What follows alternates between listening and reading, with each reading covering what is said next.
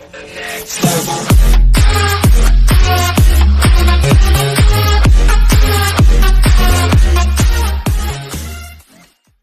Walking D3ad Season 9 Episode 13 Chokepoint Recap IGN.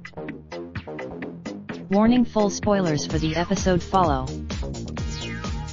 Part of me wishes that was solely about Daryl and Connie's escape and clash with Beta and the Whisperers, giving the chapter a single, intense story to tell, but I understand that the show has such a large ensemble that focused episodes are super challenging. We're lucky that, so this week's episode is, ipso facto, one of the more challenging types of episodes to review because it's 50% awesome.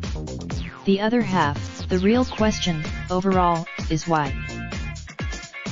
No, the true protein source here, in Chokepoint, is the actual chokepoint set up by Daryl, Connie, and Henry, drawing Beta's squad up into a building in order to separate them from the walkers. Or Guardians. Daryl, on the other hand, got to defeat Beta here.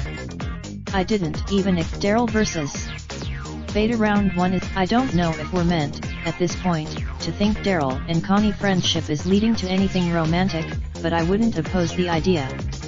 For right now, GRRRs and ARGs. If had focused solely, or even a little more, on Daryl and Connie's clash with the Wicked Whisperers, it would have felt like a stronger installment. Because all that's, we encourage you to read our updated end.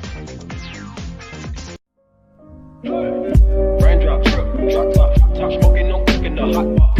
Fucking on your bitch, yeah, that. Looking up, open the park, pot.